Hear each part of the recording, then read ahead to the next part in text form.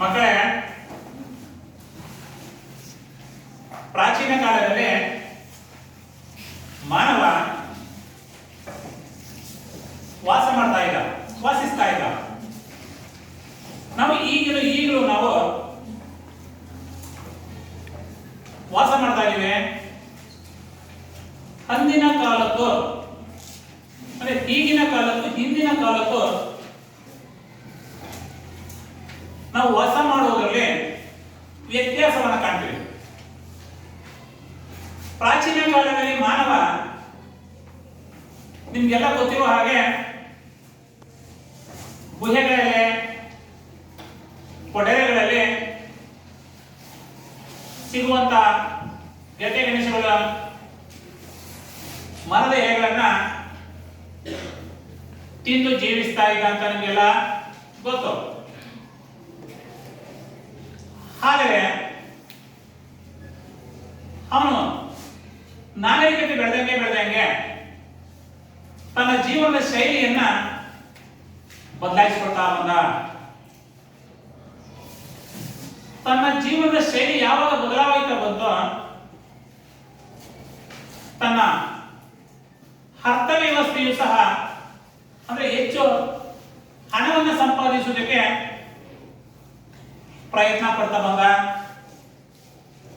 ತನ್ನ ಹಣವನ್ನು ಹೆಚ್ಚಿಗೆ ಸಂಪಾದಿಸಿದಂಗೆ ಏನೆಲ್ಲ ಸಿಗುವಂತ ವಸ್ತುಗಳನ್ನ ಕೊಳ್ಳುವುದಕ್ಕೆ ಪ್ರಾರಂಭ ಮಾಡ್ತಾ ಬಂದ. ಹೀಗೆ ಮಾನವ ನಾಗರಿಕತೆ ಬೆಳೆದಂಗೆ ತನ್ನ ಜೀವನದ ಶೈಲಿ ಬದಲಾವಣೆ ಆದಂಗೆ ಆಧುನಿಕ ಕಾಲಕ್ಕೆ ಕಾಲಿಂದ ಬಂದ. ಆಧುನಿಕ ಕಾಲದಲ್ಲಿ ಸಿಗುವಂತ ನಾನಾ ಬಗೆಯ ವಸ್ತುಗಳನ್ನ ಕೊಳ್ಳುವುದಕ್ಕೆ ನಾವು ಪ್ರಾರಂಭ ಮಾಡಿದ್ವು. ಹಾಗಾದ್ರೆ ನೀವು ಇಂದಿನ ಕಾಲದ ಜೀವನದ ಶೈಲಿನ ಬದಲಾಯಿಸಲು ಇಷ್ಟಪಡ್ತೀರೋ, ಈಗಿನ ಕಾಲದ ಜೀವನದ ಶೈಲಿನ ಇಷ್ಟಪಡ್ತೀರೋ? ನೀವು ಯಾವ ಜೀವನದ ಶೈಲಿ ಇಷ್ಟಪಡ್ತೀರಿ ನೀವು? ಈಗಿನ ಕಾಲದ ಆಹಾರಗಳು, ಈಗಿನ ಕಾಲದ ಉಡುಗೆ ತೊಡುಗೆಗಳು, ಈಗಿನ ಕಾಲದ ವಸತಿ, ಏನು ಸಿಗುವಂತ ವಸ್ತುಗಳು ಸಿಗ್ತವ, ಹೊಸ ಬಗೆಯ ವಸ್ತುಗಳನ್ನೇ ಕೊಳ್ಳಿಕ್ಕೆ ಇಷ್ಟಪಡ್ತೇವೆ ಹೊರತು ಹಳೆಯ ವಸ್ತುಗಳನ್ನ ಯಾರು ನಾವು ಕೊಳ್ಳಲ್ಲ. ಹಳೆಯ ಕಾಲದ ಮೊಬೈಲ್ ಕೊಡ್ತೀರಾ ನೀವು? ಹಳೆಯ ಕಾಲದ ಟಿವಿ ಕೊಂಡ್ಕೊಳಕ್ ಹೋಗ್ತೀರಾ? ಹೊಸ ವಿನ್ಯಾಸದ ವಸ್ತುಗಳನ್ನೇ ಕೊಡ್ತಾ ಹೋಗ್ತೀವಿ. ಯಾಕೆ? ನಿಮ್ಮ ಅರ್ಥ ವ್ಯವಸ್ಥೆ ಏನಾಗ್ತಾ ಇದೆ? ಬದಲಾವಣೆ ಆಗ್ತಾರೆ. ಅಂದ್ರೆ ಅರ್ಥ ವ್ಯವಸ್ಥೆ ಅಂದ್ರೆ ನೀವು ಹಣವನ್ನು ಏನ್ ಮಾಡ್ತಾ ಇದ್ದೀರಿ? ಹೆಚ್ಚಿಗೆ ಸಂಪಾದಿಸ್ತಾ ಇದ್ದೀರಿ. ಹಣ ಹೆಚ್ಚಿಗೆ ಸಂಪಾದನೆ ಆದಂಗೆ ನಾನಾ ರೀತಿಯ ವಸ್ತುಗಳನ್ನು ಕೊಳ್ತಾ ಇದೆ. ನಿಮ್ಮ ವರಮಾನಗಳು ಏನಾಗ್ತಾ ಇದೆ? ಹೆಚ್ಚಾಗ್ತಾ ಇದೆ ಅಂತ. ನಿಮ್ಮ ತಲಹಾದಾಯ ಏನಾಗ್ತಾ ಇದೆ? ಹೆಚ್ಚಾಗ್ತಾ ಇದೆ. ನಿಮ್ಮ ತಲಹಾದಾಯ ಹೆಚ್ಚಾದಂಗೆ ರಾಷ್ಟ್ರಕ್ಕೆ ಆದಾಯ ಸಹ ಏನಾಗ್ತದೆ? ಹೆಚ್ಚಾಗ್ತಾ ಹೋಗ್ತದೆ. ಹೆಂಗೆ ರಾಷ್ಟ್ರಕ್ಕೆ ಆದಾಯ ಹೆಚ್ಚಾಗೋದು? ನೀವು ಏನು ಒಂದು ವಸ್ತುಗಳನ್ನ ಕೊಡ್ತೀರೋ ಆ ವಸ್ತುಗಳ ಮೇಲೆಲ್ಲ ಸರ್ಕಾರ ಏನ್ ಮಾಡಿರ್ತದೆ? ತೆರಿಗೆಯನ್ನು ವಿಧಿಸಿರ್ತದೆ.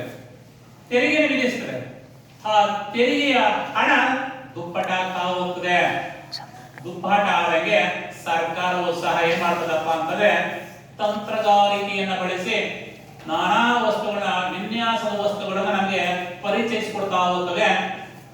ಪರಿಚಯಿಸಿಕೊಟ್ಟಂಗೆ ನಾವು ಏನಾಗ್ತದೆ? ದೇಶದ ಅರ್ಥ ವ್ಯವಸ್ಥೆ, ನಾವು ವಸ್ತುಗಳನ್ನ ಕೊಡ್ತೀವಿ, ದೇಶದ ಅರ್ಥ ವ್ಯವಸ್ಥೆ ಏನಾಗ್ತದೆ? ಬದಲಾವಣೆ ಆಗ್ತಾ ಹೋಗ್ತದೆ. ಹಿಂಗೆ ಹಣ, ಸರ್ಕಾರಕ್ಕೆ ಹಣ ದುಪ್ಪಟ ಆದಂಗೆ, ಹೆಚ್ಚಾದಂಗೆ ಹಣವನ್ನ ಸರ್ಕಾರ ಏನ್ ಮಾಡ್ತದೆ? ನಾನಾ ಯೋಜನೆಗಳಿಗೆ ವಿನಿಯೋಗಿಸ್ತಾ ಹೋಗ್ತದೆ. ನಾವು ಹಣ ನಮ್ಗೆ ಹೆಚ್ಚಾದಾಗ ಏನ್ ಮಾಡ್ತೇವೆ? ಟಿವಿ ಕೊಳ್ಳಕ್ ಹೋಗ್ತೇವೆ, ದೊಡ್ಡ ರೆಫ್ರಿಜರೇಟರ್ ಕೊಳ್ಳಕ್ ಹೋಗ್ತೇವೆ, ವಾಷಿಂಗ್ ಮಿಷಿನ್ ಕೊಳ್ಳಕ್ ಹೋಗ್ತೇವೆ, ಹಳೆ ಬೈಕ್ ಹೊರಗೆ ಹಾಕ್ತೇವೆ, ಹೊಸ ಬೈಕ್ ತಗೊಳಕ್ ಹೋಗ್ತಾರೆ, ಕಾರ್ ತಗೊಳಕ್ ಹೋಗ್ತಾರೆ. ಹಿಂಗೆ ಏನು ಮಾಡ್ತಾರೆ? ನಿಜ ತಾನೆ? ಹಣ ಹೆಚ್ಚಾದಾಗ ನಾವು ನಾನಾ ವಸ್ತುಗಳನ್ನ ಕೊಳ್ಳಕ್ ಹೋಗ್ತೀವಿ. ನಾನಾ ವಸ್ತುಗಳನ್ನ ಕೊಂಡಾಗ ಏನಾಗ್ತದೆ? ಸರ್ಕಾರಕ್ಕೆ ತೆರಿಗೆ ಹೋಗ್ತದೆ, ಹಣ ಹೋಗ್ತದೆ. ಹಣ ಹೋದಾಗ ಏನಾಗ್ತದಪ್ಪ ಅಂದ್ರೆ ಸರ್ಕಾರವು ಸಹ, ಅಂದ್ರೆ ದೇಶವು ಅಭಿವೃದ್ಧಿಗೊಂಡಾಗ. ಹಾಗಾದ್ರೆ ನಮ್ಮ ಅರ್ಥವ್ಯವಸ್ಥೆ ಯಾವ ರೀತಿ ಬದಲಾವಣೆಗೊಳ್ತದೋ ದೇಶದ ಅರ್ಥವ್ಯವಸ್ಥೆ ಸಹ ಬದಲಾವಣೆಗೊಂಡ ಹಾಗೆ. ಹಾಗಾದ್ರೆ ನಾವು ಇಂದು ಇವತ್ತು ಈ ತರಗತಿಯಲ್ಲಿ ಭಾರತೀಯ ಅರ್ಥವ್ಯವಸ್ಥೆಯ ವಲಯಗಳು, ಭಾರತ ದೇಶ ಇವತ್ತು ಆರ್ಥಿಕವಾಗಿ ಅಭಿವೃದ್ಧಿಯನ್ನ ಸಾಧಿಸಬೇಕು ಅಂದ್ರೆ ಯಾವ ರೀತಿಯಿಂದ, ವ್ಯವಸಾಯದಿಂದ, ಕೈಗಾರಿಕೆಯಿಂದ, ಸಾರಿಗೆ ಸಂಪರ್ಕದಿಂದ, ಬ್ಯಾಂಕ್ಗಳಿಂದ, ವಿಮೆಯಿಂದ ಈ ರೀತಿ ದೇಶದ ಅರ್ಥವ್ಯವಸ್ಥೆಯನ್ನ ಬದಲಾಯಿಸಬಹುದು. ಹಾಗಾದ್ರೆ ಮಕ್ಕಳೇ, ಇಂದು ನಾವು ಭಾರತೀಯ ಅರ್ಥ ವ್ಯವಸ್ಥೆಯ ವಲಯಗಳು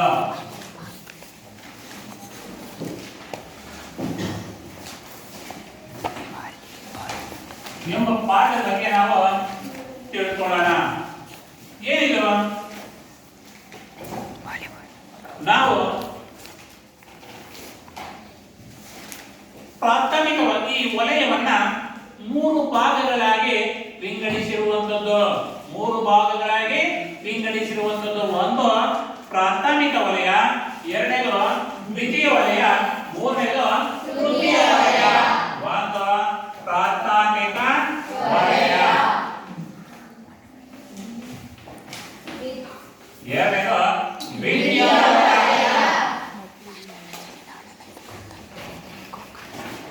ಮೂರನೇದು ತೃತೀಯ ವಲಯ.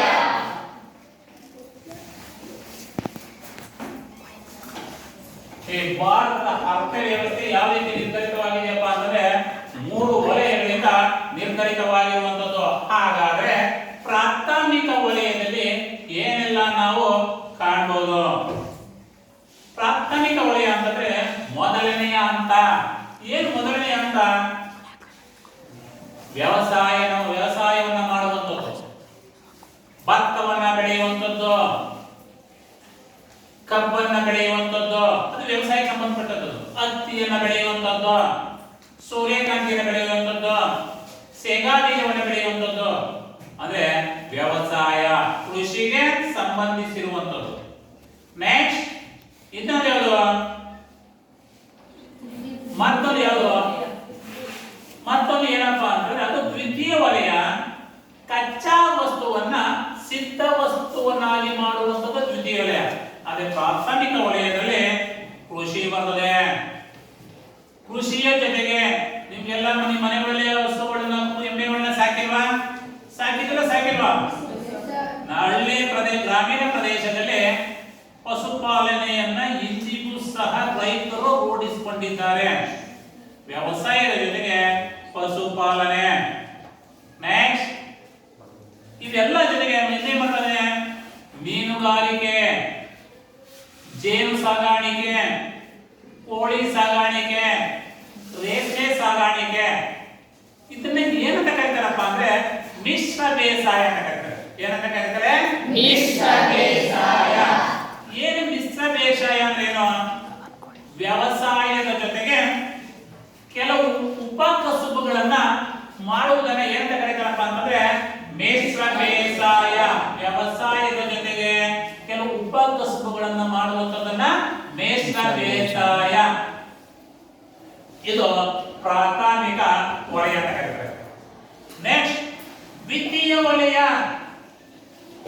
ದ್ವಿತೀಯ ವಲಯ ಅಂತಂದ್ರೆ ಏನು? ಸಿಗುವಂತದ ಕಚ್ಚಾ ವಸ್ತುವನ್ನ ಏನು? ಭತ್ತ ಬೆಳೆದೆ, ಭತ್ತವನ್ನ ಅಕ್ಕಿಯನ್ನಾಗಿ ಮಾಡುವಂತದ್ದು ಯಾವುದು? ಕೈಗಾರಿಕೆಗಳು. ನಿಜ ತಾನೆ? ಅಂದ್ರೆ ಕಚ್ಚಾ ವಸ್ತುವನ್ನ ಸಿದ್ಧ ವಸ್ತುವನ್ನಾಗಿ ಮಾಡುವಂತದ್ದು. ಶೇಂಗಾ ಬೀಜವನ್ನ ಎಣ್ಣೆಯಾಗಿ ಮಾಡುವಂತದ್ದು.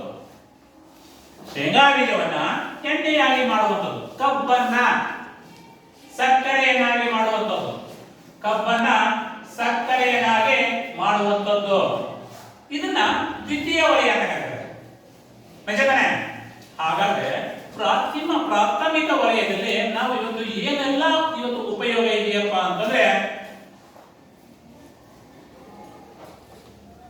ಪ್ರಾಣಿಗಳಿಗೆ, ಪಕ್ಷಿಗಳಿಗೆ ಏನಂತಾರೆ? ಆಹಾರವನ್ನು ಒದಗಿಸ್ತವೆ. ಯಾವ ವಲಯದಲ್ಲಿ?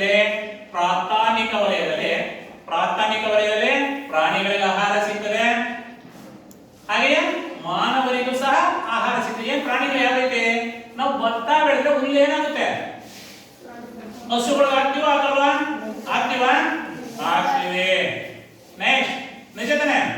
ನಾವು ಆ ಪಕ್ಷಿಗಳು ಸಹ ಏನ್ ಮಾಡ್ತಾವಪ್ಪ ಅಂತಂದ್ರೆ ನಾವು ಏನಾದ್ರೂ ವ್ಯವಸಾಯ ಮಾಡಿದಾಗ ಹಣ್ಣು ಬೀಜಗಳನ್ನ ತಿಂತವ ತಿನ್ನಲ್ವಾ? 100% ತಿಂತವೆ. ಹಂಗೆ ರೈತ 55% ರೈತರು ಬೇಸಾಯವನ್ನೇ ಅವಲಂಬಿಸಿಕೊಂಡಿದ್ದಾರೆ. ಬೇಸಾಯವನ್ನು ಅವಲಂಬಿಸಿದಂತ ರೈತರು ಏನ್ ಮಾಡ್ತಾರೆ ಅಂದ್ರೆ ಆಹಾರದ ಬೆಳೆಗಳನ್ನ ಬೆಳೀತಾ ಇದ್ದಾರೆ. ನಿಜವಾ ಇಲ್ವಾ? ಹಾಗಾದ್ರೆ ಭಾರತ ದೇಶದಲ್ಲಿ ಕೃಷಿ ಹೆಚ್ಚು ಮಹತ್ವವನ್ನ ಪಡ್ಕೊಂಡಿದೆ. ಯಾಕಪ್ಪ ಅಂದ್ರೆ 60ಕ್ಕಿಂತ ಹೆಚ್ಚು ಜನರು ವ್ಯವಸಾಯವನ್ನೇ ಅವಲಂಬಿಸಿರುವುದರಿಂದ ನಮ್ಮಲ್ಲಿ ದೇಶದಲ್ಲಿ ಇವತ್ತು ವ್ಯವಸಾಯ ಆಧಾರಿತ ಕೈಗಾರಿಕೆಗಳು, ಖನಿಜಾಧಾರಿತ ಕೈಗಾರಿಕೆಗಳು ಅಂತ ಕೈಗಾರಿಕೆಗಳನ್ನ ಸ್ಥಾಪಿಸಿರುವುದರಿಂದ ಇವತ್ತು ಒಂದು ವ್ಯವಸಾಯ ಆರ್ಥಿಕವಾಗಿ ಏನಾದ್ರು ಬೈ ಚಾನ್ಸ್ ಹಿಂದುಳಿದು ಬಿಟ್ರೆ ಕೈಗಾರಿಕೆಗಳು ಮುಂದುವರಿಯಲ್ಲ. ವ್ಯವಸಾಯ ಹಿಂದುಳಿದು ಬಿಟ್ರೆ ಸಾರಿಗೆ ಸಂಪರ್ಕ ಅಭಿವೃದ್ಧಿ ಆಗಲ್ಲ.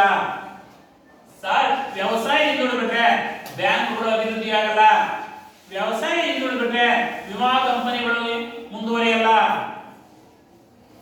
ಇವೆಲ್ಲ ಹಿಂದುಳಿದ್ರೆ ದೇಶದ ಅರ್ಥವ್ಯವಸ್ಥೆಯೇ ಕುಗ್ಗೋಗ್ತದೆ. ದೇಶದ ಅರ್ಥವ್ಯವಸ್ಥೆ ಮುಂದುವರಿಯಲ್ಲ. ಅದಕ್ಕೆ ಹೆಚ್ಚು ಜನರು ಬೇಸಾಯವನ್ನೇ ಇವತ್ತು ಅವಲಂಬಿಸಿರುವುದರಿಂದ ಸರ್ಕಾರ ರೈತರಿಗೆ ನಾನಾ ರೀತಿಯಲ್ಲಿ ಏನ್ ಮಾಡ್ತಾರೆ? ಇವತ್ತು ಉಪಯೋಗಗಳನ್ನ ಇವತ್ತು ನೀಡ್ತಾ ಇರುವಂತದ್ದು. ಜನರು ಒಂದು ರೀತಿ ಜೀವನ ನಿರ್ವಹಣೆಗೋಸ್ಕರ ಏನ್ ಮಾಡ್ತಾ ಇದ್ದಾರೆ? ಇವತ್ತು ವ್ಯವಸಾಯವನ್ನೇ ಇವತ್ತು ಅವಲಂಬಿಸಿಕೊಂಡಿದ್ದಾರೆ. ವ್ಯವಸಾಯದಿಂದ ಇವತ್ತು ಕೈಗಾರಿಕೆಗಳಿಗೆ ಕಚ್ಚಾ ವಸ್ತುಗಳು ಏನಾಗ್ತದೆ? ಇವತ್ತು ಪೂರೈಸ್ತಾ ಇವತ್ತು ಇದೆ. ಪ್ರಾಣಿ ಪಕ್ಷಿಗಳಿಗೆ ಇವತ್ತು ಆಹಾರವನ್ನು ಒದಗಿಸ್ತಾರೆ ಇವತ್ತು. ನೆಕ್ಸ್ಟ್ ದೇಶದ ವರಮಾನ ಹೆಚ್ಚಾಗ್ತಾ ಇದೆ ಇವತ್ತು. ನಮ್ಮ ವರಮಾನವೂ ಸಹ ಹೆಚ್ಚಾಗಲ್ಲ, ಆದಾಯವೂ ಸಹ ಹೆಚ್ಚಾಗ್ತಾ ಇದೆ ಇವತ್ತು. ನಿರುದ್ಯೋಗ ಸಮಸ್ಯೆ ಇವತ್ತು ನಿವಾರಣೆ ಮಾಡ್ತಾರೆ ಇವತ್ತು ವ್ಯವಸಾಯ. ನಿರುದ್ಯೋಗ ಸಮಸ್ಯೆ ಇವತ್ತು ನಿವಾರಣೆ ಆಗ್ತಾ ಇದೆ ಇವತ್ತು. ಇವತ್ತು ನಾವು ಅಂತಾರಾಷ್ಟ್ರೀಯ ಮಟ್ಟದಲ್ಲಿ ವ್ಯಾಪಾರವನ್ನು ಮಾಡಿಕೊಳ್ಳಕ್ಕೆ ಇವತ್ತು ವ್ಯವಸಾಯ ಬಹಳ ಸಹಕಾರಿಯಾಗಿದೆ. ವಿದೇಶಿ ವಿನಿಮಯ ಗಳಿಕೆಯಲ್ಲಿ ಬಹಳ ಸಹಕಾರಿಯಾಗಿರುವಂತದ್ದು. ಇಷ್ಟೆಲ್ಲ ಇವತ್ತು ವ್ಯವಸಾಯ ಇವತ್ತು ಏನಾಗಿದೆ? ಕೃಷಿ ಹೆಚ್ಚು ಮಹತ್ವವನ್ನು ಪಡ್ಕೊಂಡಿದೆ. ಯಾಕಪ್ಪ ಅಂದ್ರೆ ನಾವು ವ್ಯವಸಾಯ ಮುಂದುವರೆದ್ರೆ ದೇಶ ಅಭಿವೃದ್ಧಿ ಆಗೋದು. ನಿಜ ಅಲ್ವಾ? ನಿಜವೋ ಇದೆಯಾ ಇಲ್ವಾ? ನಾವು ಎಷ್ಟೇ ದುಡ್ಡಿದ್ರು ನಾವು ದುಡ್ಡು ತಿನ್ನಕ್ಕಾಗುತ್ತಾ? ಇಲ್ಲ. ಏನಾಗಬೇಕು? ಆಹಾರ ವಸ್ತುಗಳನ್ನೇ ತಿನ್ನೋದು. ಹಾಗಾದ್ರೆ ಆಹಾರ ವಸ್ತುಗಳು ತಿನ್ಬೇಕು ಅಂತಂದ್ರೆ ಏನಾಗಬೇಕು? ವ್ಯವಸಾಯ ಅಭಿವೃದ್ಧಿ ಆಗ್ಬೇಕು. ನಿಜ ಅಲ್ವಾ? ಆಗುತ್ತಲ್ವಾ? ಹಾಗಾದ್ರೆ ಸರ್ಕಾರ ಏನ್ ಮಾಡ್ತಾರೆ? ಇತ್ತೀಚಿನ ದಿನಗಳಲ್ಲಿ ವ್ಯವಸಾಯಕ್ಕೆ ಹೆಚ್ಚು ಪ್ರೋತ್ಸಾಹವನ್ನು ಕೊಡ್ತಾರೆ. ಯಾವ ರೀತಿ? ಕೃಷಿ ಯಂತ್ರೋಪಕರಣಗಳು ಸಬ್ಸಿಡಿ ದರದಲ್ಲಿ ನೀಡ್ತಾ ಇದೆ, ಕಡಿಮೆ ದರದಲ್ಲಿ ನೀಡ್ತಾ ಇದೆ. ರಾಸಾಯನಿಕ ಗೊಬ್ಬರ ಸಬ್ಸಿಡಿ ದರದಲ್ಲಿ ಕೊಡ್ತಾರೆ. ಬಿತ್ತನೆ ಬೀಜಗಳು ಸಬ್ಸಿಡಿ ದರದಲ್ಲಿ ಕೊಡ್ತಾ ಇದೆ. ಕ್ರಿಮಿನಾಶಕ ಸಬ್ಸಿಡಿ ದರದಲ್ಲಿ ಕೊಡ್ತಾ ಇದೆ. ರೈತರಿಗೆ ಸಾಲ ಸಬ್ಸಿಡಿ ದರದಲ್ಲಿ ಕೊಡ್ತಾ ಇದೆ. ಹಾಗಾದ್ರೆ ನಾವು ರೈತರು ಇವತ್ತು ಏನಾಗ್ತಾ ಇದಾರಪ್ಪ ಅಂತಂದ್ರೆ ಇವತ್ತು ಬೇಸಾಯವನ್ನ ಇವತ್ತು ಅವಲಂಬಿಸಿಕೊಂಡು ಇವತ್ತು ಬೆಳೀತಾ ಇರುವಂತದ್ದು. ನೋಡಿ ಇಲ್ಲಿ ರೈತ ಈಗ ನಮ್ಗೆ ಏನಾಗಿದೆ? ಈಗ ಮಳೆಗಾಲ ಇದೆಯಾ ಇಲ್ವಾ? ಮಳೆಗಾಲದಲ್ಲಿ ರೈತ ಏನ್ ಮಾಡ್ತಾ ಇದ್ದಾನೆ? ಇವತ್ತು ಬೇಸಾಯವನ್ನ ಉಳುಮೆ ಮಾಡ್ತಾ ಇದ್ದಾನೆ ಇವತ್ತು. ಹಿಂದಿನ ಕಾಲದಲ್ಲಿ ರೈತ ಎತ್ತುಗಳಿಂದ ಬೇಸಾಯ ಮಾಡ್ತಾರ.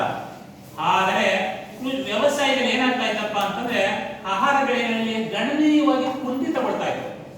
ಆದ್ರೆ ಆಧುನಿಕ ಕಾಲದಲ್ಲಿ ಇವತ್ತು ಯಂತ್ರೋಪಕರಣಗಳಿಂದ ಬೇಸಾಯ ಮಾಡುವುದರಿಂದ ರೈತ ಆಹಾರ ಬೆಳೆಗಳಲ್ಲಿ ಗಣನೀಯವಾಗಿ ಹೆಚ್ಚಳವನ್ನ ಕಾಣ್ತಾ ಇದೆ. ಅದಕ್ಕೆ ಭಾರತ ದೇಶ ಹಸಿರು ಕ್ರಾಂತಿ ಅಂತ ಕರೆದು ಭಾರತ ದೇಶದಲ್ಲಿ ಹಸಿರು ಕ್ರಾಂತಿ ಇವತ್ತು ಹೆಚ್ಚಳ ಆಗಿರುವಂತದ್ದು. ತ್ವರಿತವಾಗಿ ಆಹಾರ ಧಾನ್ಯದಲ್ಲಿ ಉತ್ಪಾದನೆಯಲ್ಲಿ ಗಣನೀಯವಾಗಿ ಹೆಚ್ಚಳವನ್ನ ಸಾಧಿಸಿರುವುದನ್ನ ಹಸಿರು ಕ್ರಾಂತಿ ಕರೀತಾರೆ. ಹಿಂಗೆ ರೈತ ಹಿಂದಿನ ಕಾಲದಲ್ಲಿ ಏನ್ ಮಾಡ್ತಾರ? ಬೇಸಾಯವನ್ನ ಮಾಡ್ತಾ ಇದ್ದ. ಎತ್ತುಗಳಿಂದ ಬೇಸಾಯ ಮಾಡಿದ್ರೆ ಏನಾಗ್ತಾ ಇತ್ತು? ಸಾವಯವ ಗೊಬ್ಬರವನ್ನ ಹೆಚ್ಚು ನಾವು ಉತ್ಪಾದನೆ ಆಗ್ತಾ ಇತ್ತು. ಈಗ ಎತ್ತುಗಳೇ ಇಲ್ಲ, ಟ್ರ್ಯಾಕ್ಟರ್ಗಳಿಂದ ಈ ಆಧುನಿಕ ಯಂತ್ರೋಪಕರಣದಿಂದ ಬೇಸಾಯ ಮಾಡ್ತಾ ಇರೋದ್ರಿಂದ ಸಾವಯವ ಗೊಬ್ಬರ ಏನಾಗ್ತಾ ಇದೆ ಇವತ್ತು ಕಡಿಮೆ ಆಗ್ತಾ ಇದೆ. ಹೀಗೆ ಭಾರತದ ಇವತ್ತು ಅರ್ಥ ವ್ಯವಸ್ಥೆ ಏನಾಗಿದೆಯಪ್ಪ ಅಂತಂದ್ರೆ ಇವತ್ತು ಈ 3 ವಲಯಗಳನ್ನಾಗಿ ವಿಂಗಡಿಸಿ ಒಂದು ಪ್ರಾಥಮಿಕ ವಲಯ, ಅದು ಒಂದು ಕೃಷಿ ಬರ್ತದೆ, ಪಶುಪಾಲನೆ, ಅರಣ್ಯಗಳು, ನೀರಾವರಿ, ಗಣಿಗಾರಿಕೆ. ಹಾಗೆ ದ್ವಿತೀಯ ವಲಯ ಕೈಗಾರಿಕೆಗಳು, ವಿದ್ಯುತ್, ಕಟ್ಟಡಗಳು. ನೆಕ್ಸ್ಟ್ ತೃತೀಯ ವಲಯ ಶಿಕ್ಷಣ, ಸಾರಿಗೆ, ಸಂಪರ್ಕಗಳು, ಹೋಟೆಲ್ಗಳು, ರೆಸ್ಟೋರೆಂಟ್ಗಳು, ವಿಮಾ ಕಂಪನಿಗಳು, ಉಗ್ರಾಣಗಳು. ಇವು ಈ ತೃತೀಯ ವಲಯಕ್ಕೆ ಬರುವಂತದ್ದು. ಹೀಗೆ ನಮ್ಮ ಈ ಭಾರತದ ಅರ್ಥ ವ್ಯವಸ್ಥೆ ಇವತ್ತು ಈ 3 ವಲಯಗಳನ್ನಾಗಿ ವಿಂಗಡಿಸಿರುವುದರಿಂದ ವ್ಯವಸಾಯ ಏನಾಗಿದೆಯಪ್ಪ ಅಂದ್ರೆ ಹೆಚ್ಚು ಮಹತ್ವವನ್ನ ಪಡ್ಕೊಂಡಿದೆ.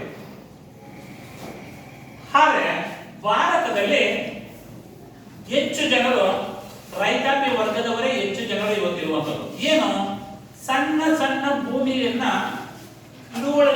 ಹಿಡುವಳಿಯನ್ನಾಗಿ ಇವತ್ತು ಮಾಡ್ಕೊಂಡು ಬೇಸಾಯವನ್ನ ಇವತ್ತು ಮಾಡ್ತಾ ಇದ್ದಾರೆ. ಆದ್ರೆ ಬೇಸಾಯ ಏನಾಗಿದೆ ಇವತ್ತು ರೈತರು ಮಳೆಯನ್ನ ಆಶ್ರಯಿಸಿಕೊಂಡು ಇವತ್ತು ಬೆಳೆಗಳನ್ನ ಬೆಳೀತಾ ಇರುವಂತದ್ದು.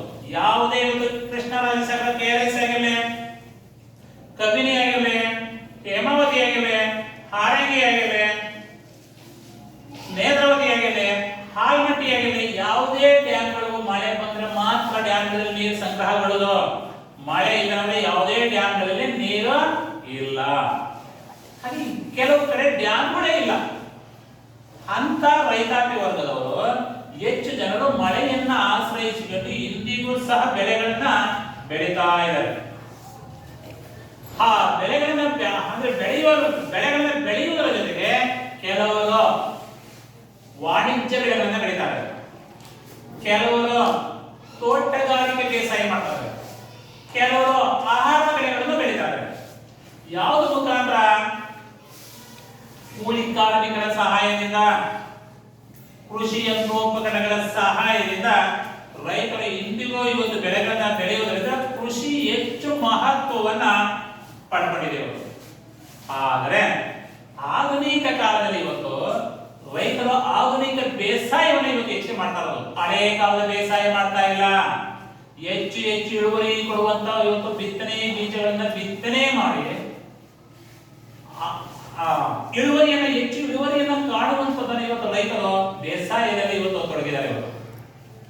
ಇದರ ಹಳೆಯ ಕಾಲದ ಯಾರು ಬೇಸಾಯ ಪದ್ಧತಿ ಮಾಡ್ತಾ ಇದಾರ?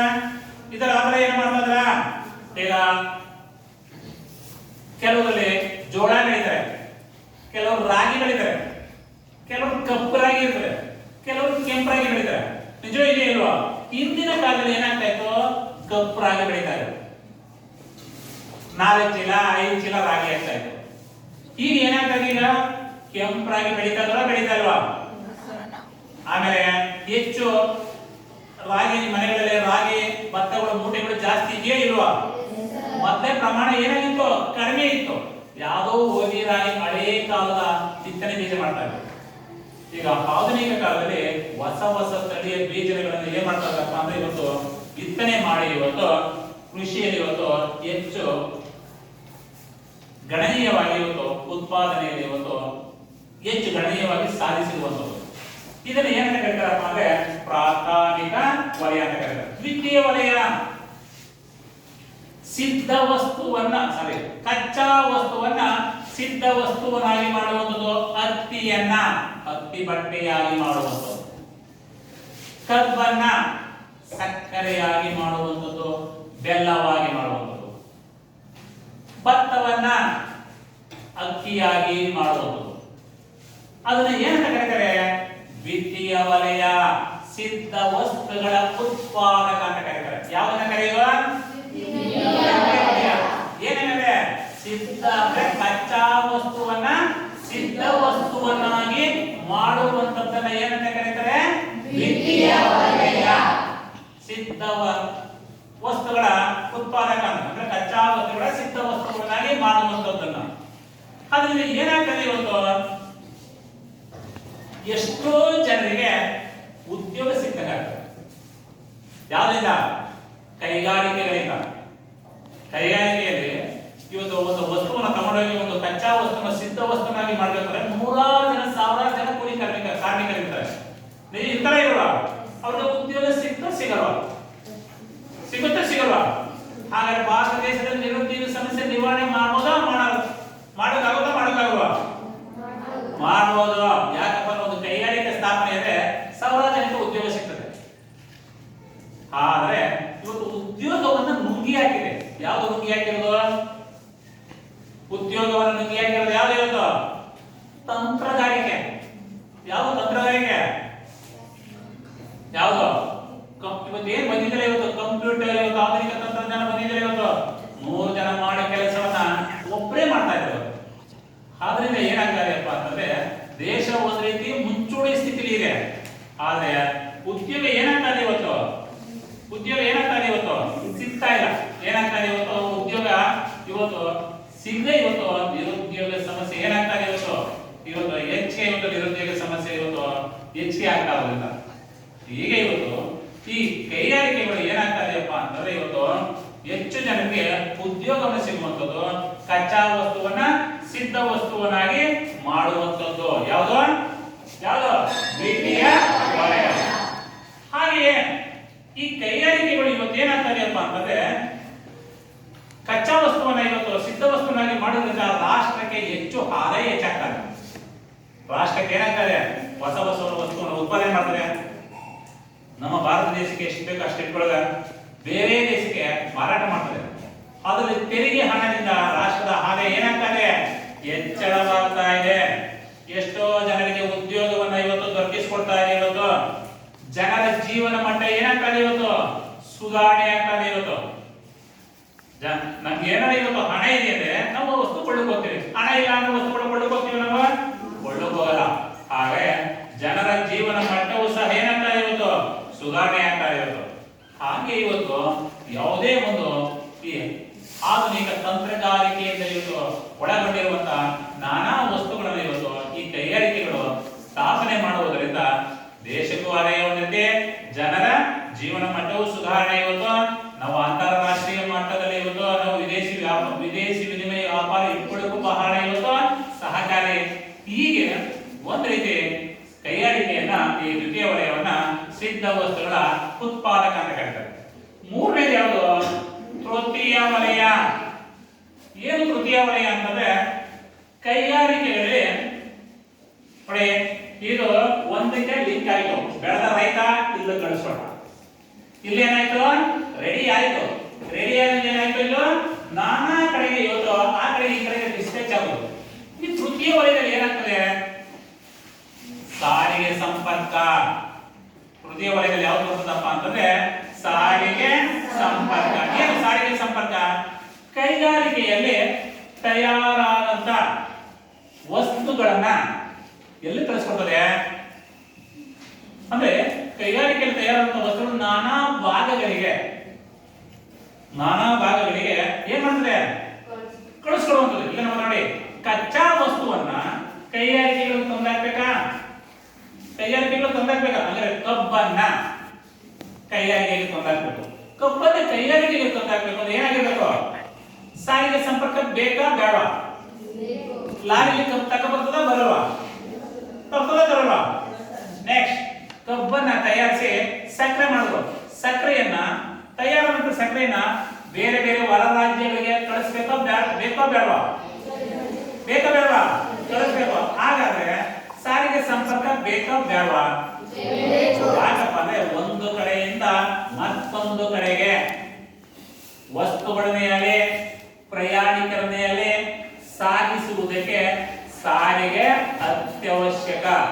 ಈಗ ಸಾರಿಗೆ ಇದ್ದಕ್ಕೆ ನೀವು ನಾನಾ ಕಡೆಯಿಂದ ಶಾಲೆಗೆ ಬಂದಿದ್ದೀರಿ. ಶಾಲೆಗೆ ಇಲ್ಲಿ ಹೋಗಿದೆ ನಿಮ್ಮೂರ್ ಪಕ್ಕದಲ್ಲಿ ಯಾವ್ಯಾವ ಶಾಲೆಗಳಿದ್ದೋ ಆ ಶಾಲೆಗೆ ಸೇರ್ಕೊಳ್ತಿದ್ದೆ. ಅಲ್ಲೂ ಶಾಲೆಗೆ ಹೋದ್ರೆ ನಿಮ್ಮ ಅಪ್ಪ ಅಂದ್ರೆ ಶಾಲೆಗೆ ಕಳಿಸ್ಕೊಡ್ತಿರ್ಲಿಲ್ಲ. ನನ್ನ ಮಗಳ ಸ್ಕೂಲ್ ಹೋಗ್ಬೇಕು, ನಡ್ಕೊಂಡು ಹೋಗ್ಬೇಕು, ಯಾಕೆ ಅಂದ್ಬಿಟ್ಟು ಮನೇಲೇ ಇರಿಸ್ಕೊಬಿಡ್ತಿದ್ರು. ನಿಜಕ್ಕೆ ಆಗ್ತಿರ್ಲಿಲ್ವಾ? ಹಾಗೆ ಸಾರಿಗೆ ಇದ್ದುದರಿಂದ ಇವತ್ತು ಏನಾಗ್ತಾಯಪ್ಪ ಅಂದ್ರೆ ನಾನಾ ಮೂಲೆಗಳಿಂದ ಇವತ್ತು ಈ ಶಾಲೆಗೆ ಏನ್ ಮಾಡಿದ್ವಿ? ಇವತ್ತು ಬಂದಿದ್ದೇವೆ. ಹಂಗೆ ಇವತ್ತು ಈ ವೃತ್ತಿಯ ವಲಯ ಏನಂತ ಅಂದ್ರಪ್ಪ ಅಂತಂದ್ರೆ ಇವತ್ತು ಈ ಒಂದ್ ರೀತಿ ಸೇವಾ ವಲಯ ಇದ್ದಂಗೆ. ಏನು ಜನಗಳಿಗೆ ಒಂದು ರೀತಿ ಸೇವೆಯನ್ನ ಮಾಡುವಂಥದ್ದು ಯಾವುದು ತೃತೀಯ ವಲಯ. ಒಂದು ಕಡೆಯಿಂದ ಇವತ್ತು ವಸ್ತುಗಳನ್ನ ಇವತ್ತು ಇಲ್ಲಿ ತಯಾರಾದಂತ ವಸ್ತುವನ್ನ ಇವತ್ತು ಏನ್ ಮಾಡ್ತಾರೆ, ಇವತ್ತು ಇಲ್ಲ ಕಬ್ಬಿಣದಿರು, ಬಾಕ್ಸೈಟ್, ಅಬ್ರಕ, ಕಲ್ಲಿದ್ದಲು ಇವೆಲ್ಲ ಭಾರತ ದೇಶದಲ್ಲಿ ಯಥೇಚ್ಛವಾಗಿ ಸಿಗ್ತಾ ಇದೆ. ಇವನು ಏನ್ ಮಾಡ್ತಾರೆ ಇವತ್ತು ನಾವು ಒಂದು ಕಡೆಯಿಂದ ಚೀನಾ ಕಳಿಸ್ಕೊಡ್ತಾ ಇವೆ, ಭಾರತದಿಂದ ಜಪಾನ್ ದೇಶ ಕಳಿಸ್ಕೊಡ್ತಾ ಇವೆ ಇವತ್ತು. ಅಂದ್ರೆ ಯಾವ ಮುಖಾಂತರ ಹೋಗ್ತಾ ಇದೆ ಇವೆಲ್ಲ? ಸಾರಿಗೆ ಮುಖಾಂತರ ಹೋಗ್ತಾ ಇದೆ. ನೆಕ್ಸ್ಟ್ ಇನ್ಯಾವ ಮುಖಾಂತರ ಹೋಗ್ತಾ ಇದೆ? ಹಡಗುಗಳ ಮುಖಾಂತರ ಹೋಗ್ತಾ ಇದೆ, ಹಡಗುಗಳ ಮುಖಾಂತರ. ಹಾಗಾದ್ರೆ ತೃತೀಯ ವಲಯ ಬಹಳ ಏನಾಗಿದೆಯಪ್ಪ ಅಂತಂದ್ರೆ ಒಂದು ರೀತಿ ಜನಗಳಿಗೆ ಸೇವಾ ವಲಯವಾಗಿದೆ. ಸೇವೆ ಅಂದ್ರೆ ತುಂಬಾ ಜನರಿಗೆ ಅನುಕೂಲ ಮಾಡಿಕೊಡುವಂಥದ್ದು. ಅದೇ ರೀತಿ ನೀವು ವಸ್ತುಗಳನ್ನ ಇವತ್ತು ನೀವೇ ಬೆಳೆದ ಸಣ್ಣ ವಸ್ತುಗಳಿವೆ. ಏನಿವತ್ತು ರಾಗಿ ಬೆಳೆದಿದೆ, ರಾಗಿ ತಗೊಂಬಂದೆ ಮಾರ್ಕೆಟಿಗೆ ಹಾಕ್ಬೇಕು. ಸಾರಿಗೆ ಸಂಪರ್ಕ ಬೇಕೋ ಬೇಡವಾ? ಬೇಕು. ಸಾರಿಗೆಯಿಂದ ನೀವು ಮಾರ್ಕೆಟ್ ತಗೊಂಡು ಮಾರಾಟ ಮಾಡ್ತೀರಿ. ಮಾರಾಟ ಮಾಡಿದ ಬಂದಂತ ಹಣ ಏನ್ ಮಾಡ್ತೀರಿ? ಎಲ್ಲಿ ಕೂಡಿರ್ತೀರಿ? ಬ್ಯಾಂಕ್ ಅಲ್ಲಿ ಕೂಡಿರ್ತೀರಾ ಕೂಡಿಲ್ವಾ? ಬ್ಯಾಂಕ್ ಅಲ್ಲಿ ಹಣವನ್ನು ತಗೊಂಡೋಗಿ ಏನ್ ಮಾಡ್ತೀರಿ? ಕೂಡಿರ್ತೀರಿ. ಕೂಡಿರ್ತೀರಲ್ವಾ? ಕೂಡಿರ್ತೀರಿ. ಕೂಡಿಟ್ಟು ಕೆಲವರು ಎಲ್ಲ ಇನ್ನೂ ಏನ್ ಮಾಡ್ತಾರೆ? ವಿಮೆಯನ್ನ ಮಾಡ್ತಾರೆ, ಇನ್ಶೂರೆನ್ಸ್ ಅಂತ ಮಾಡ್ತಾರೆ ನೋಡಿ. ಕೆಲವರು ವಿಮೆ ಮಾಡ್ತಾರೆ. 21 ವರ್ಷಕ್ಕೋ 20 ವರ್ಷಕ್ಕೋ ನೀವು 1 ಲಕ್ಷ ಕಟ್ಟಿದ್ರೆ 2 ಲಕ್ಷ ಕೊಡ್ತೀನಿ, 5 ಲಕ್ಷ ಕಟ್ಟಿದ್ರೆ 10 ಲಕ್ಷ ಆಗುತ್ತೆ ವರ್ಷಕ್ಕೆ, 6 ತಿಂಗಳಿಗೆ. ಆಮೇಲೆ ಇದ್ರೆ ಕೆಲವರು ತಿಂಗಳ ಇನ್ಸ್ಟಾಲ್ಮೆಂಟ್ ಕಟ್ಕೊಂಡು ಹೋಗ್ತಾ ಇರ್ತಾರೆ. ಅದೇನಾಗುತ್ತೆ 20 ವರ್ಷಕ್ಕೆ 21 ವರ್ಷಕ್ಕೆ ಏನಾಗುತ್ತಪ್ಪ ಅಂದ್ರೆ ಹಣ ಡಬಲ್ ಆಗುತ್ತೆ. ಇದು ವಿಮಾ ಕಂಪನಿಗಳು. ನಾನಂದ್ರೆ ನಾವು ಆಹಾರದ ವಸ್ತುಗಳನ್ನ ಬೆಳೆದೇ ಹೋಗಿದ್ರೆ, ಆಹಾರ ವಸ್ತುಗಳಲ್ಲಿ ಉತ್ಪಾದನೆಯನ್ನು ಗಣನೀಯವಾಗಿ ಸಂಪಾದಿಸದೆ ಹೋಗಿದ್ರೆ ನಾವು ಹಣವನ್ನ ಬ್ಯಾಂಕ್ಗಳಲ್ಲಿ ನಾವು ಹಣವನ್ನ ಇಡುಕಾಗ್ತಿದ್ದ, ಠೇವಣಿ ರೂಪದಲ್ಲಿ ಹಣವನ್ನ ಇಡುಕಾಗ್ತಿದ್ದ. ನಾವು ಬ್ಯಾಂಕ್ಗಳಲ್ಲಿ ನಾವು ಠೇವಣಿ ರೂಪದಲ್ಲಿ ಹಣವನ್ನ ಇಟ್ರೆ ನಮ್ಗೆ ಏನಾಗ್ತದೆ? ಬ್ಯಾಂಕ್ಗಳು ಬಡ್ಡಿ ರೂಪದಲ್ಲಿ ನಮಗೆ ಹಣವನ್ನ ಇಂತಿಷ್ಟು ವಾಯಿದೆ ಇರ್ತದೆ. ಆ ಇಂತಿಷ್ಟು ವಾಯಿದೆ 9 ವರ್ಷ 8 ವರ್ಷ ಇಂತಿಷ್ಟು ವಾಯಿದೆ ಅಂತ ಆದ್ಮೇಲೆ ಆ ವಾಯಿದೆ ಮುಗಿದ್ಮೇಲೆ ನಮಗೆ ಹಣವನ್ನು ಏನ್ ಮಾಡ್ತಿತ್ತು? 5 ಲಕ್ಷ ಇಟ್ಟಿದ್ರೆ 10 ಲಕ್ಷ ನಮಗೆ ಕೊಡ್ತದೆ. ಯಾವುದು? ಬ್ಯಾಂಕ್. ಹಾಗಾದ್ರೆ ನಮ್ಗೆ ಹಣಕ್ಕೆ ಬ್ಯಾಂಕ್ ಏನಾಗ್ತಿತ್ತು? ರಕ್ಷಣೆಯನ್ನು ಒದಗಿಸ್ತಾ ಇತ್ತು. ನಮ್ಮ ಹಣಕ್ಕೆ ನೀವು ಮನೇಲಿ ಇದ್ರೆ ಹಣ ಸುರಕ್ಷತೆ, ಬ್ಯಾಂಕ್ ಇದ್ರೆ ಹಣ ಸುರಕ್ಷತೆಯ? ಬ್ಯಾಂಕ್ ಇದ್ರೆ ಮಾತ್ರ ಸುರಕ್ಷತೆ. ಈಗ ಎಷ್ಟೋ ನಿಮ್ಮ ಮನೆಗಳಲ್ಲಿ ಬಂಗಾರ ಇದೆ, ಮನೇಲಿ ಇದ್ರೆ ಸುರಕ್ಷತೆಯ, ಬ್ಯಾಂಕ್ ಇದ್ರೆ ಸುರಕ್ಷತೆಯ? ಬ್ಯಾಂಕ್ ತಗೊಂಡಿರೋದ್ರೆ ಲಾಕರ್ ಹೋಗ್ತಿದೆಯಲ್ಲ, ಲಾಕರ್ ಅಲ್ಲಿ ಇದ್ರೆ ಆ ಒಡವೆ ಬಂಗಾರ ಬಹಳ ಸುರಕ್ಷತೆ. ಮನೇಲಿದ್ರೆ ಕಳ್ಳರೇ, ನಮ್ಮ ಮನೇಲಿ ಕಳ್ಳರಿದ್ರೆ ಕಂಡಿಯಾಗಲ್ಲ. ಕೆಲವರು ನಮ್ಮ ಜೊತೆ ಜನ ಮಾತಾಡ್ತಾರೆ, ನಮ್ಗೆ ನಮ್ಮನೇಲೆ ಕಳೆದ ವಸ್ತುಗಳನ್ನ ಕಳ್ತನ ಮಾಡ್ತಾ ಇರ್ತಾರೆ. ಅದಕ್ಕೆ ಈ ನಮ್ಮ ಭದ್ರತೆಗೋಸ್ಕರ ಕೆಲವೆಲ್ಲ ಏನ್ ಮಾಡ್ತೀವಿ ನಾವು? ಬ್ಯಾಂಕಿನಲ್ಲಿ ತಗೊಂಡೋಗಿ ನಾವು ಹಣವನ್ನು ನಾವು ಕೂಡಿರ್ತೀವಿ. ನಿಜ ತಾನೆ? ಹಾಗಾದ್ರೆ ಇದನ್ನ ಏನಂತ ಕರಿತೀವಪ್ಪ ಅಂತಂದ್ರೆ ತೃತೀಯ ವಲಯ. ಏನಂತ ಕರಿತೀವಿ ನಾವು ಇದನ್ನ? ತೃತೀಯ ವಲಯ ಅಂತ ಕರಿತೀವಿ. ತೃತೀಯ ವಲಯ ಠೇವಣಿ ರೂಪದಲ್ಲಿ ನಮಗೆ ಇರುವಂತದ್ದು. ಇದರಿಂದ ಸರ್ಕಾರಕ್ಕೆ ಏನಾಗುತ್ತೆ? ನಾವು ಠೇವಣಿ ರೂಪದಲ್ಲಿ ತಗೊಂಡೋಗಿ ಹಣವನ್ನು ಇಟ್ಟರೆ ಸರ್ಕಾರಕ್ಕೆ ಏನಾಗುತ್ತೆ? ಇನ್ನು ತನ್ನ ಅರ್ಥ ವ್ಯವಸ್ಥೆನ ವೃದ್ಧಿಸಿಕೊಳ್ತಾ ಹೋಗ್ತದೆ. ಅರ್ಥ ಅಂದ್ರೆ ಸರ್ಕಾರಕ್ಕೆ ತೆರಿಗೆ ರೂಪದಲ್ಲಿ ಹಣ ಜಾಸ್ತಿ ಹೆಚ್ಚಿಗೆ ಹೋಗ್ತಾ ಇರ್ತದೆ. ಸರ್ಕಾರ ಏನ್ ಮಾಡ್ತದೆ? ಹಣವನ್ನ ನಾನಾ ಸೇವಾ ವಲಯಗಳಿಗೆ ಹಣವನ್ನ ವಿನಿಯೋಗಿಸ್ತಾ ಹೋಗ್ತದೆ. ಯಾವ್ದು? ಸರ್ಕಾರ. ಇದನ್ನೇ ನಾವು ಭಾರತದ ಅರ್ಥ ವ್ಯವಸ್ಥೆ ಅಂತ ಕರೀತೀವಿ. ಈಗ ನೀವು ಶಾಲೆ ಬಿಟ್ಟರೆ ಜೇಬಲ್ಲಿ ದುಡ್ಡು ಏನ್ ಮಾಡ್ತೀರಿ? ಅಂಗಡಿ ಬೇಕರಿಗೆ ಹೋಗ್ತಾರೆ, ಒಬ್ರು ಚಿಪ್ಸ್ ತಗೋತಾರೆ, ಅವ್ರು ಪರ್ಸ್ ತಗೋತಾರೆ, ಅವ್ರು ದಿಲ್ಪಸನ್ ತಗೋತಾರೆ, ಅವ್ರು ರಿಕ್ಷಾ ತಗೋತಾರೆ, ಇನ್ನೊಬ್ರು ಡೈರಿ ಮಿಲ್ಕ್ ತಗೋತಾರೆ. ಯಾವಾಗ ನಿಮ್ದು ಮನೇಲಿ ಹಣಕಾಸಿನ ವ್ಯವಹಾರ ಚೆನ್ನಾಗಿ ದುಡ್ಡಿದ್ರೆ ಕೇಳಿದವರಿಗೆ ಹಬ್ಬ 10 ರೂಪಾಯಿ ಅಂದ್ರೆ ತಗೋ ಅಂದ್ಬಿಟ್ಟು 50 ರೂಪಾಯಿ ಕೊಡ್ತದ ಕೊಡಲ್ವಾ? ಎಲ್ಲಿ ಹಣಕಾಸಿನ ಉತ್ತಮ ಪರಿಸ್ಥಿತಿ ಇದೆ. ಹಬ್ಬ ನಿಜವಾಗಿ ನಿಮಗೆ ಪೆನ್ ಖಾಲಿ ಆಗಿದ್ರೆ ಹಬ್ಬ ರೀಪೇ ತಗೋಬೇಕು 10 ರೂಪಾಯಿ ಅಂದ್ರೆ ನಿಮ್ಮ ಅಪ್ಪ ನೆಗೆದ್ಬಿಡ್ತದೆ. ಯಾವಾಗ ದುಡ್ಡು ಇಲ್ಲದಾಗ ಎಷ್ಟೊಂದು ಬರೀತೆ ಯಾವ ಜನ ಏನ್ ಬರಲ್ಲ, ಏನ್ ಮನೆ ತಗೊಂಡೋಗಿ ಆಗಿ ಅಂತ ನಮ್ಮೇಲೆ ಮುಗಾಡ್ಬಿಡ್ತಾರೆ. ಯಾವಾಗ ನಮ್ಮ ಹತ್ರ ಹಣ ಇಲ್ಲೇ ಇದ್ದಾಗ ಅಪ್ಪ 10 ರೂಪಾಯಿಂದ 50 ರೂಪಾಯಿ ಕೊಡ್ತಾರೆ ಖುಷಿಯಾಗಿ. ಆಗ ಇದು ಅರ್ಥ ವ್ಯವಸ್ಥೆ. ಅಂದ್ರೆ ನಮ್ಮ ಅಪ್ಪನ ಹತ್ರ ಹಣ ಚೆನ್ನಾಗಿರೋದು. ನೀವೆಲ್ಲ ಚೆನ್ನಾಗಿ ಅರ್ಥ ಮಾಡ್ಕೊಂಡಿದ್ದೀರಿ. ನಮ್ಮ ಅಪ್ಪ ಯಾವ ನನ್ನಂತ ಚೆನ್ನಾಗಿರ್ತದೆ ಮೇಲೆ ಹೋಗಿ ಆವಾಗ ದುಡ್ಡು ಕೇಳೋದು, ಕೋಪ್ ಕರೀದಾಗ ಮೇಲೆ ಕೇಳಿದ್ರೆ ನಾಳೆ ಕೇಳೋದು ಅಂತ ವಾಪಸ್ ಬರೋದು. ಹೆಣ್ಮಕ್ಳೆಲ್ಲ ಜಾಸ್ತಿ ಕೇಳಿದೆ ಅಪ್ಪಂತವು, ಗಂಡಮಕ್ಳು ಕೇಳಿದೆ ಇಲ್ಲಿ ಅಮ್ಮಂತವು. ಅದು ಅಮ್ಮನಿಗೆ ಯಾರು ಹೆಣ್ಮಕ್ಳು ಅಪ್ಪನ ಯಾವಾಗ ಕೇಳೋದು ಹುಡ್ತಪ್ಪ ಆದ್ರೆ ಕೇಳಲ್ಲ. ಅವನಿಗೆ ಸಾಯಂಕಾಲ ಬೇಕಲ್ಲ ದುಡ್ಡು ನೆಗಸಿಬಿಡ್ತಾರೆ ಕೇಳಿದ್ರೆ. ಅದಕ್ಕೆ ಚೆನ್ನಾಗಿದ್ದಾರೆ ಏನು ಕುಡಿಯಲಿ ಯಾರು ಇರಲ್ವಾ ಅವ್ರು ಕೇಳಿದ್ರೆ. ಅಂದ್ರೆ ಮನೆ ಪರಿಸ್ಥಿತಿ ಚೆನ್ನಾಗಿದೆ, ನಾವು ಸ್ವಲ್ಪ ಹಣ ಕೇಳಿದ್ರು ಜಾಸ್ತಿ ಕೊಡ್ತಾರೆ. ಹಾಗಾದ್ರೆ ಭಾರತ ದೇಶದಲ್ಲಿ ತೆರಿಗೆ ರೂಪದಲ್ಲಿ ಹಣ ಸಂಗ್ರಹಗೊಂಡ್ರೆ ಏನಾಗುತ್ತೆ? ಏನ್ ಮಾಡೋದು? ಬಡವರು ಸಾಲ ಮನ್ನಾ ಅಂತ ಮಾಡ್ಬೋದು. ಈ ಗ್ಯಾರಂಟಿ ಕೊಟ್ಟಲ್ಲ 5 ಹಂಗೆ ಗ್ಯಾರಂಟಿ ಕೊಡ್ಬೋದು. ಈಗ ಕೇಂದ್ರ ಸರ್ಕಾರದವರು ಹೇಳಿದ್ದಾರೆ ಅದನ್ನ 50 ವರ್ಷದ ಒಳಗಡೆ ಯಾರಿದ್ದಾರೆ ನೀವು ವೆಬ್ಸೈಟ್ ಅಲ್ಲಿ ಯಾವ್ದೋ ಒಂದು ಸ್ಕೀಮ್ ಹೇಳಿದ್ದಾರೆ, ನೀವು ಅದನ್ನ ಓಪನ್ ಮಾಡಿದ್ರೆ ನಿಮ್ಗೆ ತಿಂಗಳ 3,000 ರೂಪಾಯಿ ಹಾಕ್ತೀನಿ ಅಂತ ಹೇಳಿದೆ ಸರ್ಕಾರ. ನಿಮ್ಮ ಅಮ್ಮದಿಗೆಲ್ಲ ಹೇಳಿ, ನಿಮ್ಮ ಅಕ್ಕದಿದ್ರೆ ಹೇಳಿ. 20 ವರ್ಷ ಏನಾರು ಆಗಿದೆ 50 ವರ್ಷ ಇದೆ, ಈ ಹೊಸ ಸ್ಕೀಮ್ ಇಟ್ಟಿದ್ದಾರೆ 3,000 ರೂಪಾಯಿ ಹಾಕ್ತೀನಿ ಅಂತ ಹೇಳಿದೆ ಸರ್ಕಾರ, ಕೇಂದ್ರ ಸರ್ಕಾರ ಸೆಂಟ್ರಲ್ ಹೇಳಿದ್ದಾರೆ. ಹಿಂಗೆ ಯಾವಾಗ ದೇಶದ ಹಣ ಇದ್ರೆ ಹಿಂಗೆ ನಾನಾ ಯೋಜನೆ ಮಾಡ್ತಾರೆ. ಹಣ ಇಲ್ಲ ನಮಗೆ ದೇಶದ ಅರ್ಥ ವ್ಯವಸ್ಥೆ ಏನಾಯ್ತು ಅಂದ್ರೆ ಕುಗ್ಗುತ್ತೆ ಅಂತ ಅಲ್ವಾ?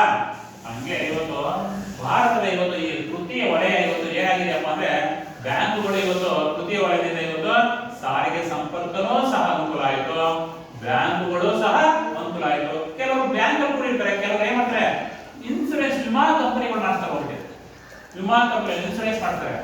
ಇನ್ಸೂರೆನ್ಸ್ ಮಾಡಿಸಿದ್ರೆ ಏನು ತಿಂಗಳ ಅಮೌಂಟ್ ಕಟ್ಕೊಂಡು ಹೋಗ್ತಾರೆ, 6 ತಿಂಗಳು ಒಂದ್ಸಲ ಕಟ್ಕೊಂಡು ಹೋಗ್ತಾರೆ, ವರ್ಷಕ್ಕೆ ಒಂದ್ಸಲ ಕಟ್ಕೊಂಡು ಹೋಗ್ತಾರೆ. ಅದೇನಾಗ್ತದೆ ಇಷ್ಟು ವಾಯ್ದೆ ಇರ್ತದೆ, ಆ ವಾಯ್ದೆಗೆ ಹಣವನ್ನು ಹಿಂದಿರುಗಿಸುವಂಥದ್ದು. ಹೀಗೆ ಪ್ರಾಥಮಿಕ ವಲಯ, ದ್ವಿತೀಯ ವಲಯ, ತೃತೀಯ ವಲಯ 3 ಭಾಗಗಳಾಗಿ ವಿಂಗಡಿಸಿ ಭಾರತ ದೇಶ ಏನ್ ಮಾಡಿದೆ ಇವತ್ತು ತನ್ನ ಅರ್ಥ ವ್ಯವಸ್ಥೆಯನ್ನ ಬದಲಾಯಿಸಿಕೊಳ್ತಾ ಹೋಗಿದೆ. ತನ್ನ ಅರ್ಥ ವ್ಯವಸ್ಥೆ ಬದಲಾಯಿಸಿದಂಗೆ ಏನ್ ಮಾಡಿದೆ ಇವತ್ತು ಕೆಲವು ಇವತ್ತು ಖನಿಜಾಧಾರಿತ ಕೈಗಾರಿಕೆಗಳನ್ನ ಸ್ಥಾಪಿಸ್ತಾ ಹೋಗಿದೆ.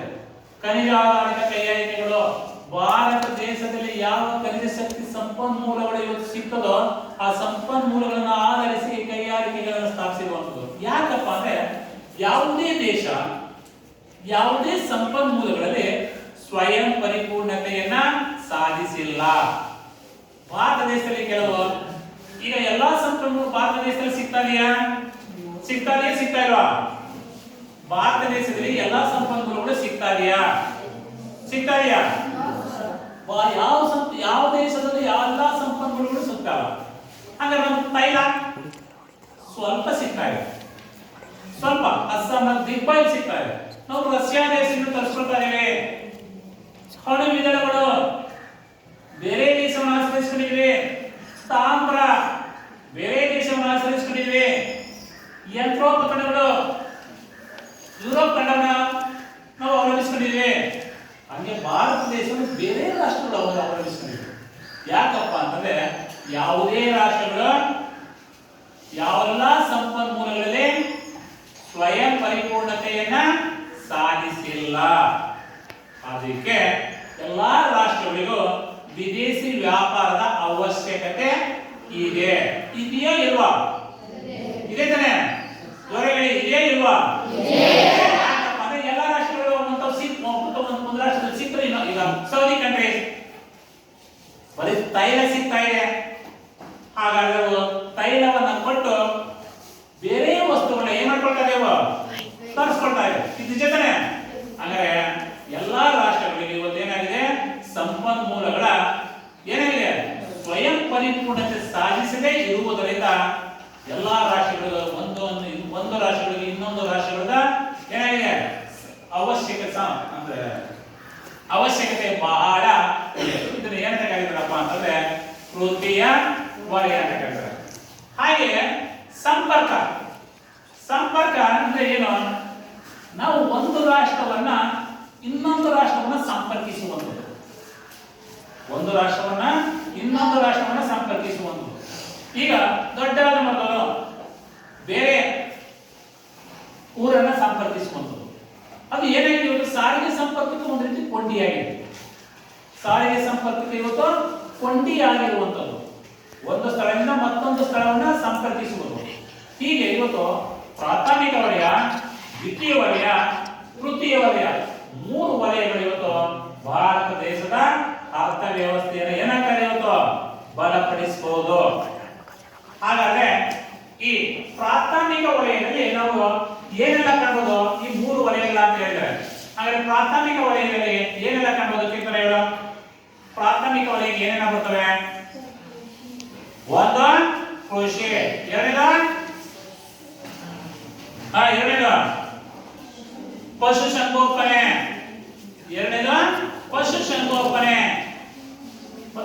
ನೆಕ್ಸ್ಟ್ ಮೂರನೇದು ಅರಣ್ಯಗಳು, ನಾಲ್ಕನೇದು ಮೀನುಗಾರಿಕೆ. ಹಾಗೆಯೇ ಎರಡು ದ್ವಿತೀಯ ವಲಯ ಅಂತ ಕರೀತಾರೆ. ದ್ವಿತೀಯ ವಲಯದಲ್ಲಿ ಏನೆಲ್ಲ ಒಳಗೊಂಡಿದೆ ಪ್ರಯೋಜನ? ಕೈಗಾರಿಕೆಗಳು, ಕಟ್ಟಡಗಳು, ಇದನ್ನ ಏನಂತ ಕರೀತಾರೆ? ದ್ವಿತೀಯ ವಲಯ. ತೃತೀಯ ವಲಯದಲ್ಲಿ ಏನೆಲ್ಲ ಒಳಗೊಂಡಿದೆ? ಶಿಕ್ಷಣ, ಸಾರಿಗೆ ಸಂಪರ್ಕ, ನೆಕ್ಸ್ಟ್ ಉಗ್ರಾಣಗಳು, ಬ್ಯಾಂಕ್ಗಳು, ವಿಮೆಗಳು, ಇವೆಲ್ಲ ಏನಾಗಿದೆ? ತೃತೀಯ ವಲಯಕ್ಕೆ ಸೇರ್ಕೊಂಡಿರುವಂತದ್ದು. ನಿಜ ತಾನೆ? ಹಾಗೆ ಒಂದು ಎರಡು ಮನೆಗೆ ಎರಡು ಕ್ವಶನ್ ಕೊಡ್ತೇನೆ, ನೀವು ಕೇಳಿಸ್ತಾ? ಕ್ವಶನ್ಗೆ ಉತ್ತರವನ್ನು ನೀವು ಬರ್ತಾ ಬರಬೇಕು.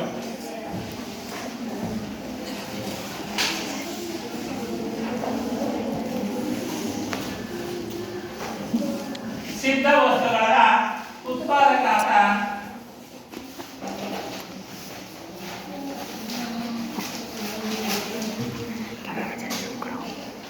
ಎಂದು ಯಾವುದನ್ನು ಕರೆಯುತ್ತಾರೆ?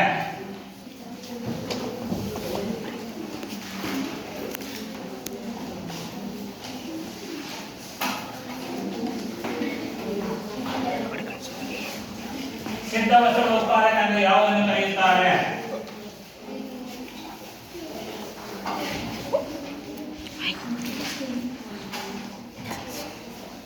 ಭಾರತ ದೇಶದ ಕೃಷಿಯ ಮಹತ್ವ ತಿಳಿಸಿ.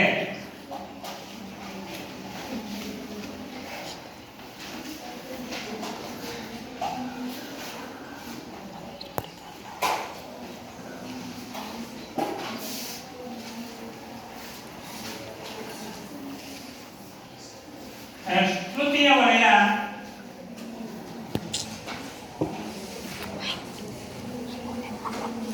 ಏನನ್ನ ಒಳಗೊಂಡಿದೆ?